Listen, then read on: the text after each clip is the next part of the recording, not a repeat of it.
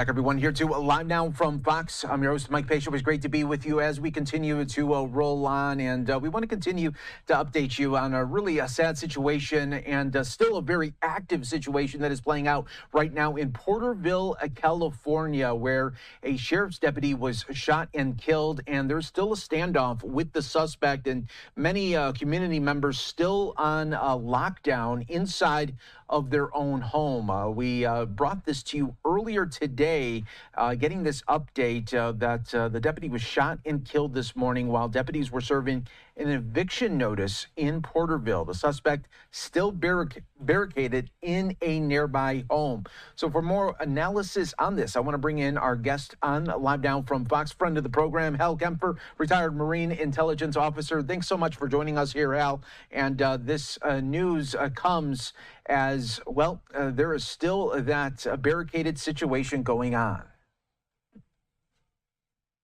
Still barricaded. They say he has a high-powered rifle. He's wearing camouflage.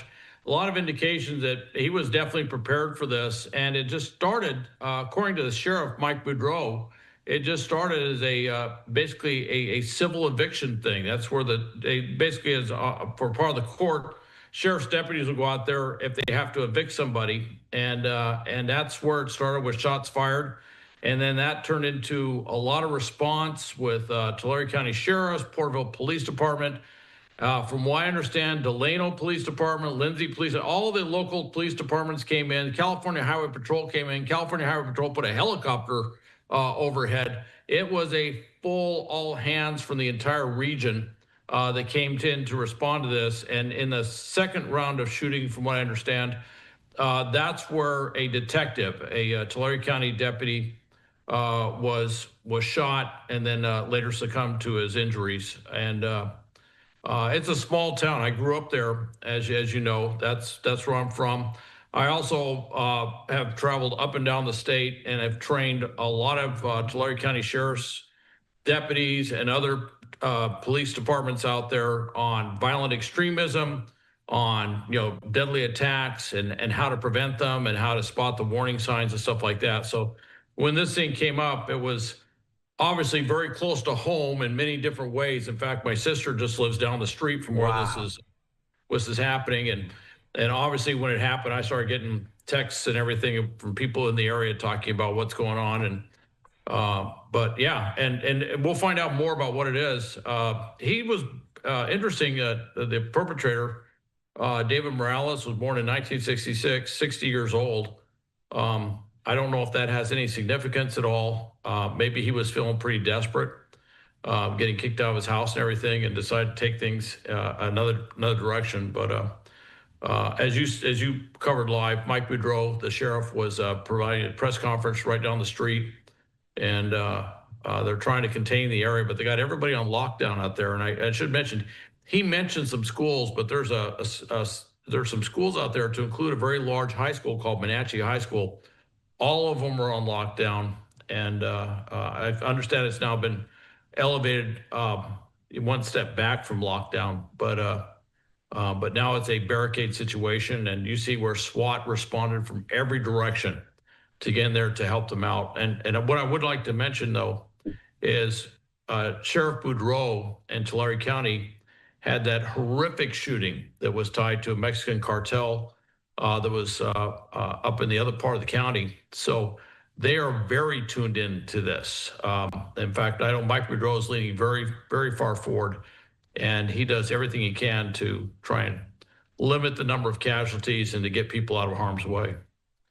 And Hal, I'm wondering, for law enforcement, when they're dealing with an eviction, what is really the stress level for law enforcement when they go to the moment for that eviction? Is it as high as, say, when they go to a domestic violence incident where anything can happen there as well?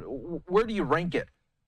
Well, Sheriff Boudreau kind of mentioned that. He says, the 99.9% or whatever of these things that they do, nothing occurs. It's very, very peaceful or whatever, and nothing really happens. But they're always on edge. It's not like the difference is with eviction, you don't know that someone has risen to the area of, like with domestic violence, is now a violent perpetrator of something. So when they go into those situations, they know those are very dangerous, very volatile. They can turn deadly in a heartbeat. So there's a certain expectation going into it. But I definitely would put this on the order of the same level of tension that you have when you do a traffic stop. You know, any traffic stop could potentially turn deadly in a heartbeat.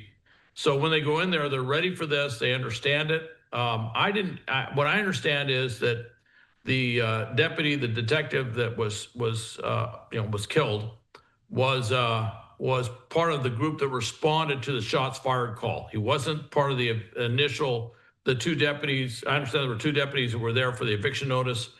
He wasn't one of those two. He was somebody who was responding to their aid when they put out shots fired. And, that can be a little confused situation because when everybody's rolling in like that, they're trying to gain, situational awareness, size up what's going on the fly. They're putting together some sort of unified command or instant command system to tell people where they go. But at those initial moments, it can get very, very confusing. In fact, it was interesting. Sheriff Boudreau, when he was talking about it, and this is so true in these active shooter things, he was advising, he was telling basically the local population, he says, hey, look, if stay in your homes, do not come out. But if you need to come out for any reason, if you think you need to move, when you come out, if you encounter any of our SWAT officers or any officers, make sure you raise your hands. And that's so true. If, when we talk about run, hide, fight and active shooter, that's one of the things we're always concerned is that people will come out and by just intuitively, they will gravitate to law enforcement because it's protection. Well, if they do that, law enforcement doesn't know for sure whether they're friendly or they're tied to the perpetrator or tied perpetrators or whatever. And so it's very important that they show their hands to make sure that they know that they don't have a weapon or something like that. And so he was underscoring that because he definitely wants to avoid any incidental shootings or something by accident, where someone gets injured or shot or worse. In an incident where it was basically they meant to do one thing, but nobody knew what it was. So to try and clarify that. So these are very tense situations. Anytime SWAT's there, it's a tense situation because they are who you bring in when these things have gone very, very kinetic. Yeah, it's a very, very tense and dicey situation that's unfolding right now. So, Hal, how do they deal with someone that is obviously a total wild card? They have already shot and killed a deputy. I mean, at what point do they just try to get in there and neutralize the suspect before others are hurt? Well, I hate to say it sounds like a little lawyerly, but it depends. And part of the size up process is figuring out what the situation is. Now, what Sheriff Boudreau indicated was that they had established communications. They said they were in negotiations with the suspect, which means they're talking to him.